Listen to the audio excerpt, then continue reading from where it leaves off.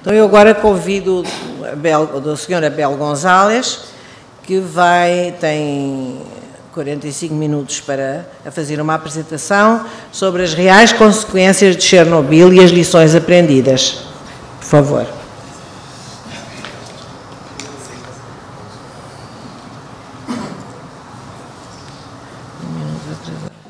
Bueno, todos ustedes vieron el film de Chernobyl y quiero decir que yo no quiero competir con un film de Chernobyl. Es un muy buen film, realmente muy bien hecho. Ha estado muy popular en Brasil, creo, en Argentina también, muy popular.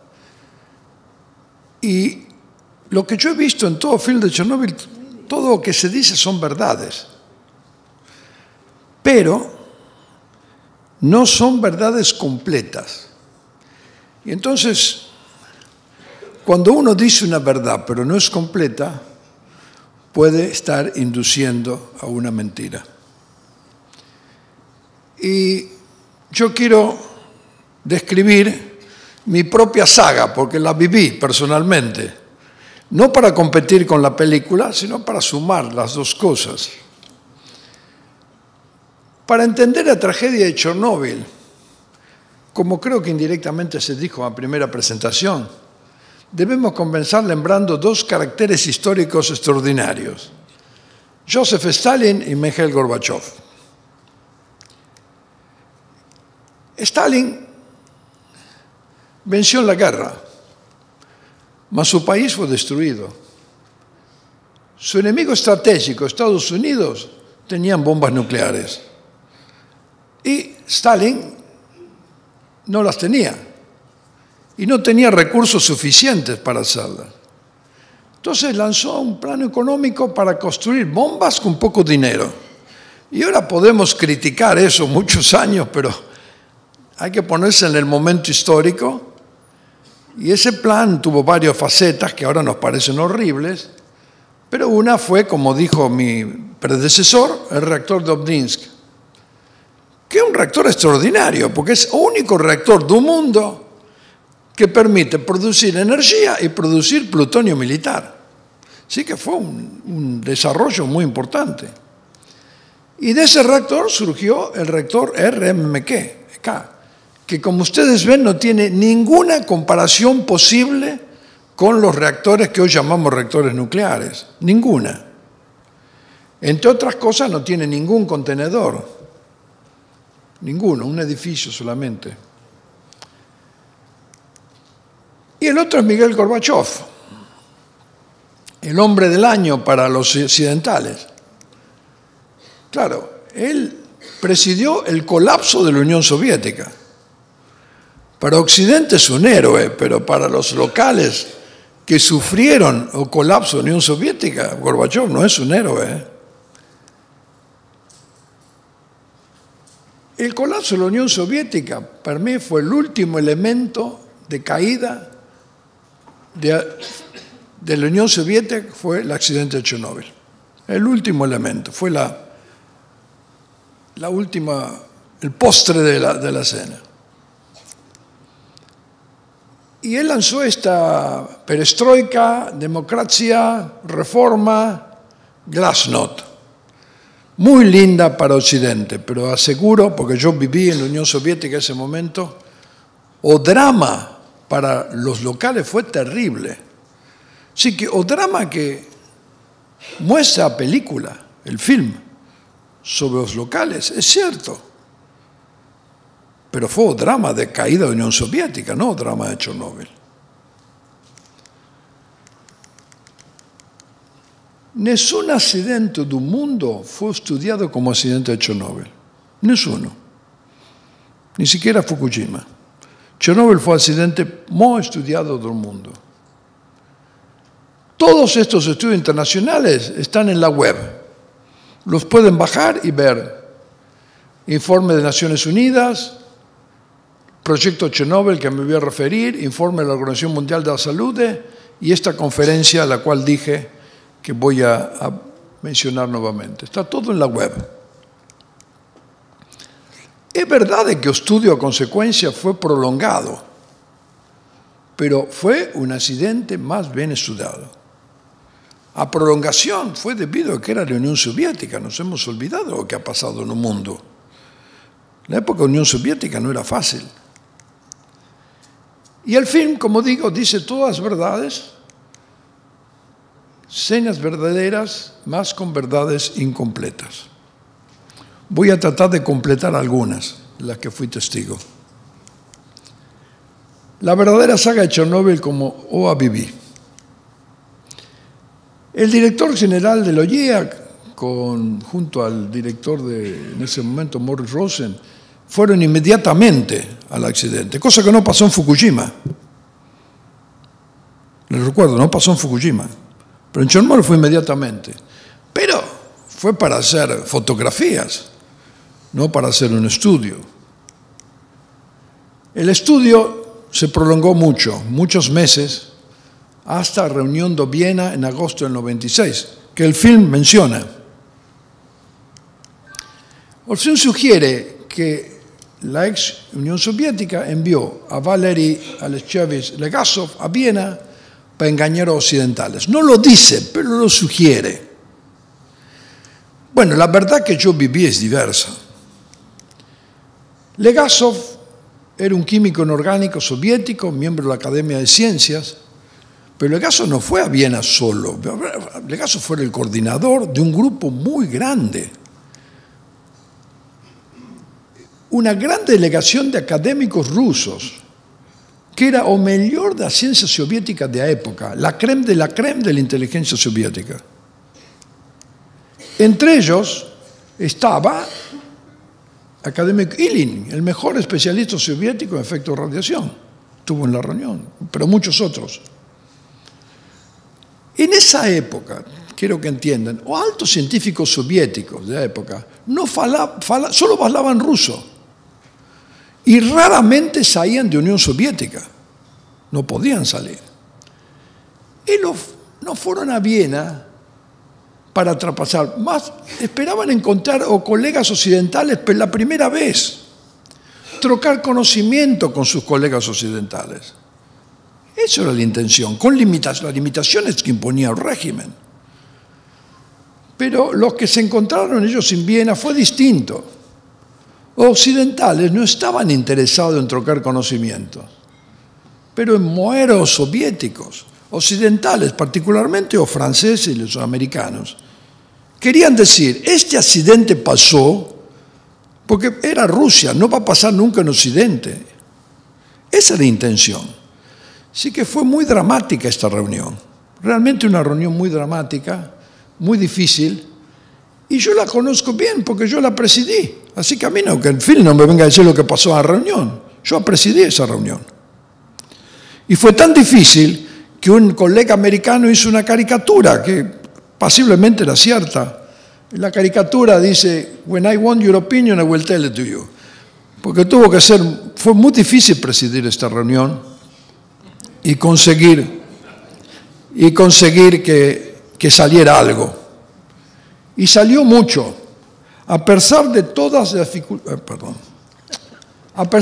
dificultades, la reunión fue a base del primer relatorio internacional sobre Chernóbil. Pocos meses después de Chernóbil se publicó el INSAC 1 con un relatorio que finalmente se comprobó casi en todo. Pero lo principal de este relatorio fue la previsión de ocurrencia de cáncer de tiroides pediátrico. El relatorio dijo, esto es lo que va a pasar. Concentrémonos en esto, especial preocupación sobre ingestión infantil de iodo 131, a dosis subsecuentes, esos glándulas tiroides y apariencia posible de cáncer de tiroides. Y esto fue ignorado por todos, por los rusos, por la Convención Internacional. Nos preocupamos de otras cosas y no de los cánceres de tiroides que van a pasar. Y lo que ocurría era que habíamos visto que había habido precipitación radioactiva que no conocíamos. El yodo ya había desaparecido, el yodo es muy corto. Había ido al pasto, del pasto a la vaca, de la vaca al leite, de la leite a los meninos, seguramente. Y no había ocurrido algo que después sí pasó en Fukushima. Primero, que no se cortó la línea de pasto de la vaca, porque las vacas estaban sueltas, como aquí, como en Argentina, no como en Japón. En Japón las vacas están en la casa, no en el campo. No se había suprimido la leche ni la ingesta a los meninos, así que tenía que haber cáncer de tiroides. Mas ocultamiento o mutismo soviéticos continuaron hasta el 11 de mayo, 2 años después del accidente. Fue la primera reunión internacional que se hizo en Kiev. Los aspectos médicos accidentes. Y yo de casualidad participé de esa reunión, porque éramos pocos occidentales. Yo fui porque me llevó Blix. Blix era director general de la OEA y me llevó con él. Este proceeding está en la web, lo pueden bajar y ver. Y bueno, y ahí nos dimos cuenta el desastre. El ministro de Salud Pública declaró abiertamente que la eliminación de las consecuencias del accidente reveló serias deficiencias, en particular faltaba un abordaje abrangente del sistema para eliminar las consecuencias de un accidente de radiación, los médicos demostraron conocimiento inadecuado, los servicios radiológicos no tenían dosímetros, obviamente a salud o trabajo educacional y explicativo de la población fueron ineficientes, fue un desastre, no había ninguna experiencia, eso es cierto. Lo reconocieron casi 2 años después, pero todavía no se sabía lo que había pasado. Ese fue un buen resumen de la situación que encontraríamos 2 años después, cuando finalmente pudimos investigar las consecuencias del accidente in situ. Pero mientras tanto, muchos países, especialmente europeos, exigieron información confiable sobre las consecuencias del accidente en sus países. Y en ausencia de datos, ANSKEA decidió realizar una evaluación preliminar de las dosis incurridas en los países vecinos, no en la Unión Soviética.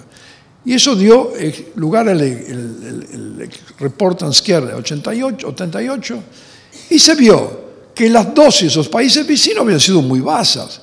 Esas son las dosis más altas: Bulgaria, Austria, Finlandia, la mayoría menos altas. Y compare con las dosis de radiación natural que yo mostré ahora. Fueron una fracción de radiación natural. Aún en Bulgaria y en Austria fueron una fracción de radiación natural. En el 89, los miembros de UNSCEAR presionaron a la delegación soviética a enviar información, más información. El delegado soviético no tenía autorización de su gobierno para formalmente en la frente de UNSCEAR fornecer la información. Mas sugirió que organizase una reunión informal y que iba a compartir la información. Y así lo hicimos. Y el resultado de esa información fue publicado en un proceeding de la OEA, ahí tienen el trabajo, lo pueden sacar de la web. Y este trabajo de una reunión informal, fue los primeros datos relevantes que fueron publicados internacionalmente de la radioepidemiología asociada a las consecuencias de criterio y los criterios de protección adoptados. Recién después de esto, y ya estamos el final del 89, más de 3 años después del accidente, el gobierno de la Unión Soviética tomó una decisión esencial: pedir que AIEA coordinase la organización e implementación de un proyecto para realizar una evaluación internacional de las consecuencias de Chernobyl. Y así nació el llamado Proyecto Internacional de Chernobyl, que envolvió a todas las organizaciones relevantes del sistema, exigiendo más de 1 año de trabajo de más de una centena de especialistas. Yo coordiné ese proyecto y estuve 1 año trabajando en el lugar. Esto fue todo el año 90. Comenzó en enero de 90, terminó al final. Más de 100 personas. Y todos los organismos internacionales de Naciones Unidas trabajaron en este proyecto. El proyecto fue concluido con un relatorio detallado, obviamente limitado por el pasaje de tiempo, fue 3 años después. Por ejemplo, el yodo había desaparecido. Y se publicó en un muy grande documento que está disponible en la web, en inglés y en ruso. O relatorio incluyó as primeras estimativas de descarga de radioactivos no medio ambiente e su dispersión atmosférica. Visto en números eran muy grandes, yo no quiero usar los números ahora, pero en unidades viejas de yodo habían salido 50 millones de curíes, cosa que parecía único en la historia de la humanidad. Nunca se había creído que había salido tanto ambiente, pero no era cierto. Fíjense, solamente en Nevada, en las pruebas nucleares solamente en Nevada, se lanzó al ambiente el doble de lo de Chernóbil. Para poner las cosas en perspectiva, yo no quiero justificar la salida de Chernóbil, para poner las cosas en perspectiva. El Chernóbil salió la mitad de lo que se tiró en Nevada. No hablemos de otros lugares, como las Islas Marshall. Pero hubo una dispersión muy grande en el ambiente y podemos medir la radioactividad muy baja, pero fue una dispersión que fue toda no sobre mar, sobre tierra. Esto tiene pros y cons. Pros que se puede medir y uno puede volver para atrás y calcular. Cons que si va al mar, desaparece. Fukushima, la radioactividad fue al mar. Esas ventajas de Fukushima. O criterio incluye los primeros mapas detallados de contaminación territorial de cesio, estroncio y transuránicos. Están publicados en la web, lo pueden ver ahí. Muestran todos los niveles en la zona del accidente, muy grande. Os hicimos con una compañía austríaca, Freitag, los que van a Austria la pueden ver, están ahí cerca del Hofburg. Es una compañía de mapas muy buenas. Después se mejoró, se hizo más detallado para Bielorrusia, que como ven fue el país más afectado. Se hizo más detallado para Ucrania, que fue donde el reactor estaba ubicado, pues muy cercano a la frontera. Y se hizo para toda Europa.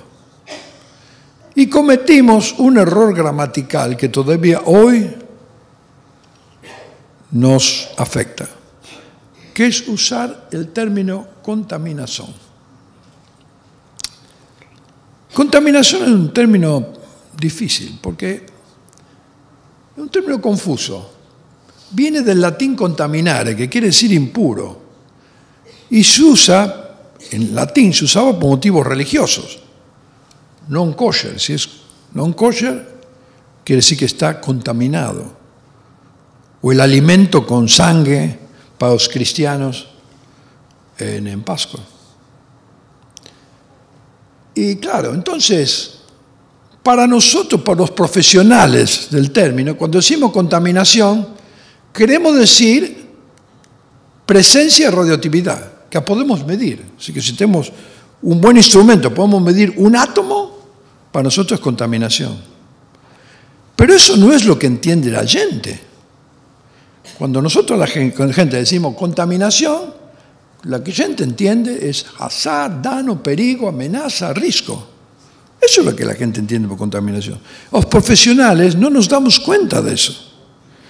Y decimos mapa de contaminación, la gente entiende mapa de peligro, no de que lo podemos medir. Y claro, un menú ruso, decimos, está contaminado, pero no se preocupe, contaminación es baja. ¿Quién va a comer? Si ustedes tienen un vaso de agua y le dicen en su familia, mire, está contaminado, pero tómala porque la contaminación es baja. ¿Quién va a tomar el agua? Ninguno. Pero eso que estamos haciendo los profesionales con la palabra contaminación. Y vimos, cosa que sabíamos, que los radionucleidos más importantes para la dosis van a ser yodo y cesio. Pero claro, el yodo no lo pudimos medir. Se había ido el yodo. No pudo ser monitorado. El cesio sí, lo pudimos medir y hacer un mapa. Este es el drama de Chernóbil. Porque el yodo, sabemos que afecta a la glándula tiroides de los meninos. El cesio se deposita en el suelo, exposición del cuerpo entero de la gente. Esto lo medimos bien, pero el yodo no.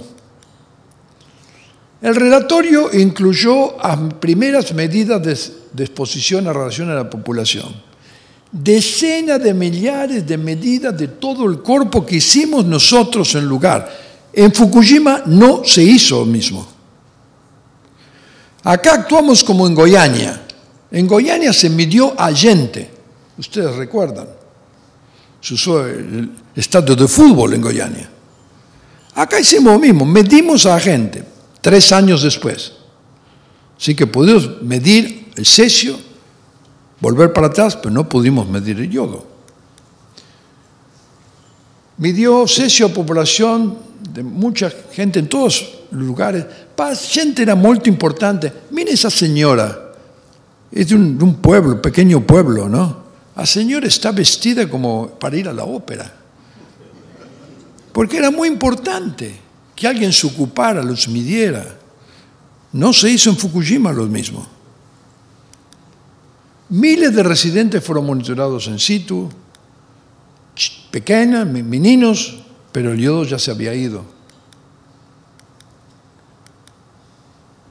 ¿Cuáles fueron las conclusiones del proyecto Chernobyl? La conclusión más importante fue: habrá un exceso de cáncer de tiroides debido a causas radiogénicas, un aumento estadísticamente detectable de la presencia de cáncer de tiroides en el futuro. Y eso fue lo que pasó. Efectivamente, en los años siguientes, millares literalmente de otros estudios fueron realizados. Todos esos estudios totalmente ignorados por filmes, pero la limitación temporal de esta palestra no me permite referir a todos ellos, ¿no?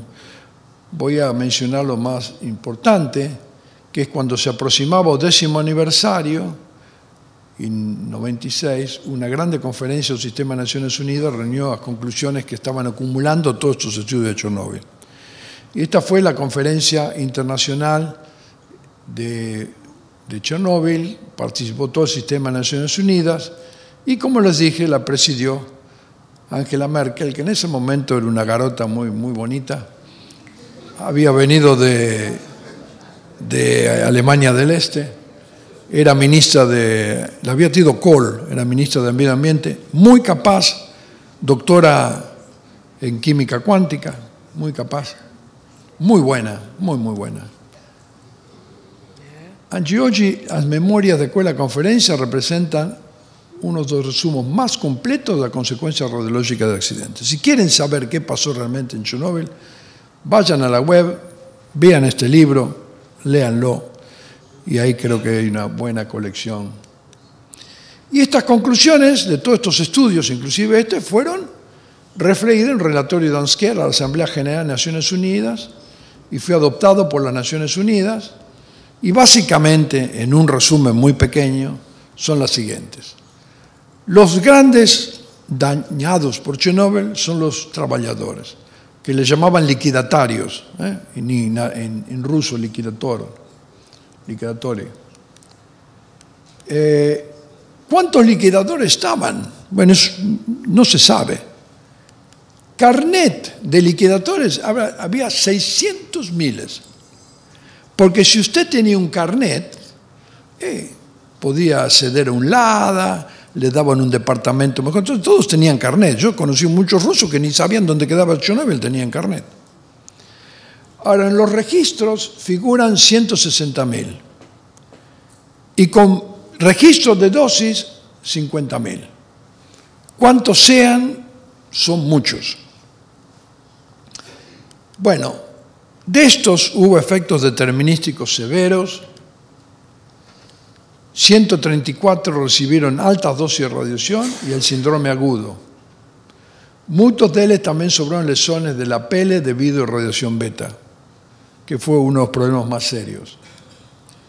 Altas dosis de radiación, sobre todo los de la piel, causaron la muerte de 28 de esos trabajadores en las primeras semanas, meses después del accidente. Fue realmente dramático. Entre las principales secuelas sufridas por los sobrevivientes del síndrome agudo estaban defectos cutáneos y cataratas relacionadas con la radiación.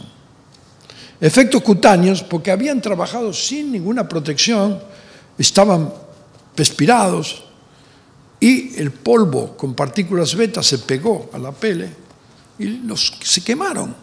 Sencillamente estaban quemados. quemados por las partículas beta. Trabajaban sin protección ninguna. Y las cataratas. Realmente esto fue una sorpresa. Saben que ahora hay límites muy fuertes para las cataratas porque no sabíamos que la radiación, que el cristalino del hoyo es sensible a la radiación.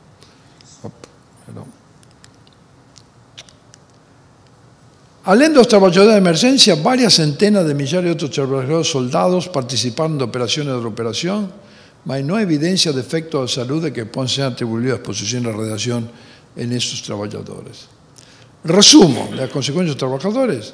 Admitidos en hospitales 237, diagnosticados con doencias 134, muertes instantáneas 28. Se hizo un monumento para estos héroes, realmente fueron héroes, como muestra bien el film lo muestra muy bien eso, estos héroes, sobre todo los bomberos. Las crianzas, este fue otro problema. En Bielorrusia, en Ucrania y en 4 regiones de Federación Rusa hubo un aumento, como habíamos dicho, aumento de incidencia de cáncer de tiroides en personas que cuando crianza o adolescente en 1986 fueron expuestas a radiación causada por accidente. El cáncer pediátrico de tiroides ocurrió, como te dije, por este ciclo, cual no se interrumpió la entrada de leche. Hubo un depósito de yodo, fue a la vaca, a los productos lácteos y a la tiroides de los meninos. Fueron diagnosticados más de 7.000 casos de cáncer de tiroides pediátricos y todos se atribuyeron a Chernóbil. Este fue un error que vamos a discutir mañana en una conferencia que va a haber en la Comisión de Energía Atómica, porque es algo que aprendimos en Fukushima. Pensábamos que el cáncer de tiroides, el fondo de cáncer de tiroides era muy bajo. Entonces, todo cáncer de tiroides debido a Chernóbil. Eso fue un error, porque el background de cáncer de tiroides es mucho más alto de lo que creíamos. Así que muchos de los casos de Chernóbil no eran debido a Chernóbil, eran background y no se hubieran visto nunca, porque en la zona no había médicos. Se vieron por los estudios que hicimos. Todos estos chicos fueron operados y se salvaron todos, gracias a un esfuerzo enorme, fundamentalmente de médicos de Alemania y de Japón, que fueron a trabajar gratis. 15 casos fueron fatales porque los padres de la crianza se opusieron a la operación de tiroides, muchos de ellos por motivos religiosos. Pero este es el incremento que hubo en Belarus sobre todo. La operación, nadie quiere ver una crianza operándose, sobre todo en esas situaciones, pero os salvó la vida de estos meninos. La experiencia de Fukushima determinó que posiblemente no todos estos cánceres eran atribuidos a Chernóbil y que por el contrario fueron descubiertos y curados gracias al estudio proyectado por Chernóbil. Vuelvo a decir, mañana en la comisión vamos a hablar de este tema. La población en general. Bueno, las dosis en esta población local afortunadamente fueron muy bajas. Las más altas fueron equivalentes a una tomografía computarizada. Y no hay evidencia de efectos a salud que puedan ser atribuidos a exposición a radiación. ¿Por qué fueron bajas? Fueron bajas porque la evacuación de la población fue muy eficaz. Fue dictatorial. No fue democrática, pero fue eficaz. La hizo el ejército y en un día evacuaron 120.000 personas. En Fukushima fue un desastre, porque la democracia y la emergencia no van juntas. Si uno va a una casa y dice que hay que evacuar, y la persona empieza a discutir y habla de los derechos humanos y de la Convención de Ginebra, etc., bueno, ahí pasan los problemas. Entonces, bueno, no, vamos. En Fukushima decía, vamos a evacuar un poquito, unos kilómetros, para la otra semana evacuamos un poco más. Un desastre. En Rusia eso no funcionó. Vino el ejército, todos afuera. Y las dosis fueron bajas. Evacuaron toda esta ciudad de Pripyat, que ahora aparece en todos lados como la ciudad de la muerte, todo contaminada. Bueno, eso tampoco es cierto. Y la prueba que no es cierto es que los ucranianos han resuelto esto muy bien. Hacen turismo en Pripyat. Si ustedes quieren, ponen una agencia de viajes, se compran un tour a Pripyat y lo llevan ahí, le cobran mucho, pero le muestran Pripyat. Y está toda la ciudad ahí. Gravidez. Bueno, acá hubo un problema serio. Un efecto inesperado fueron los abortos indeseados. ¿Qué fue lo que pasó? Lo más natural, estas babuscas se preguntaban, ¿debo terminar la mía gravidez? Y los médicos que no sabían nada, los pocos que había, aconsejaban interrupciones de gravidez por estos médicos sin esa instrucción. Así que hubo mucha interrupción no deseada de gravidez en la zona. Ese fue un efecto real, causado por la ignorancia. Efectos prenatales, no hubo ninguno. Las dosis fueron muy bajas para ocurrir efectos prenatales, no se observaron. Y efectos hereditarios, Anskier dijo la cosa muy clara, aunque eran demostrados en estudios animales, aumento, incidencia, efectos hereditarios en poblaciones humanas no pueden ser atribuidos a exposición a radiación. Así que no ha habido ningún efecto hereditario, ni en Chernóbil, ni en Fukushima, etc. En suma, puede ser atribuido a Chernóbil 30 muertes instantáneas, 200 lesiones determinísticas severas, clínicamente atribuibles a Chernóbil, 7.000 cánceres de tiroides no mortales, todos celos fácilmente evitables. Lo único que había que hacer era suspender el leite. Cosa que hicieron en Polonia. Polonia no es un país muy organizado, que digamos, pero tuvo la misma precipitación de yodo. El gobierno polaco fue a la televisión y dijo, señoras madres, no le den leite fresca a sus meninos. Por varias semanas den leite condensada, como se llama, o leite en polvo. Y en Polonia no hubo un solo caso de tiroides, pese a que hubo una contaminación parecida. No hay pruebas confirmadas de otro impacto para la salud pública directamente atribuido a la exposición a radiación de Chernóbil. Mas también debe ser enfatizado que Chernóbil causó efectos psicológicos importantes en la población afectada, un cataclismo político, una tragedia social y una ruina económica. Y esto hay que decirlo con claridad. Los efectos psicológicos fueron muchísimos. Medimos y vimos que ocurrían independientemente si había contaminación o no. Así que los efectos psicológicos no fueron por la radiación o la contaminación, fueron por la caída de la Unión Soviética, que ocurría al mismo tiempo. Estaban esas babuscas que sabían que Estado daba todo, daba a salchicha, el pan, y de golpe vino la caída y le dijeron, no, ahora sos libres, tienes que buscar la salchicha y el pan. Y las babuscas no sabían qué hacer. Esto produjo efectos muy, muy serios, depresión, efectos de luto por el accidente, estrés postraumático, insomnia, fuerte dolor de cabeza, todos decían que era dolor de cabeza, estaban en área contaminada o no contaminada. Que es importante, no lo quiero perder, tabaquismo y alcoholismo. Se llegó a decir que el vodka iba a curar a la gente. Hubo un problema de alcoholismo muy serio, ira, cólera, irritación, desesperanza de la gente y angustia de los pais, fue terrible, y estigma. Como decía hoy yo, la palabra estigma es una palabra que nosotros conocemos pero raramente usamos. Pero después de este accidente la gente se estigmatiza. Si vive allá, mejor que esté lejos. Y este fue un problema muy serio. En Japón fue terrible. En Japón terminó con suicidios.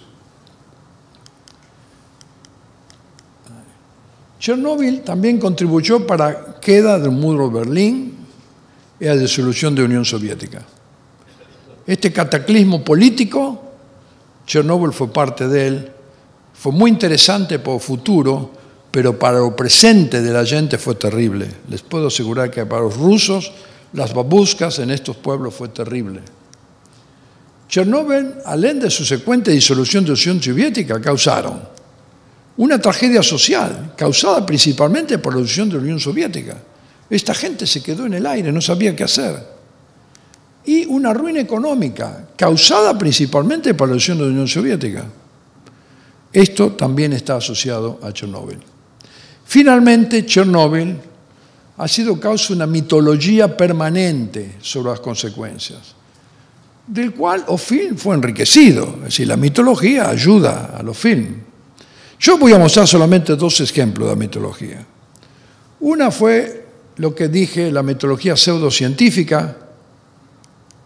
Este estudio de Academia de New York, una academia principal del mundo, concluyó que 1 millón de personas morirán por el accidente de Chernóbil.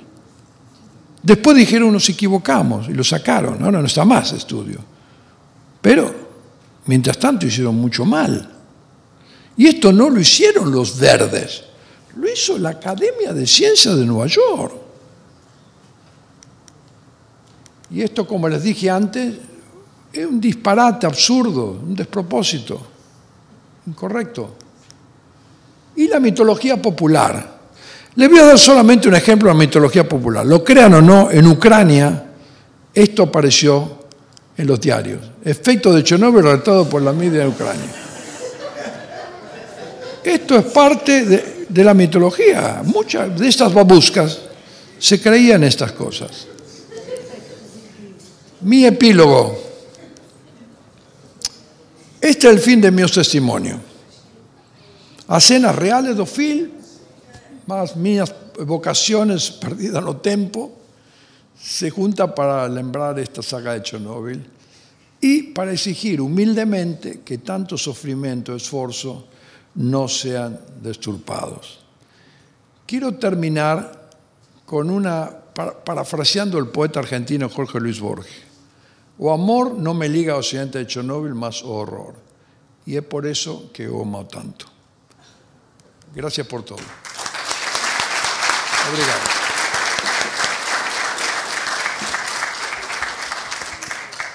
Obrigada, Bel.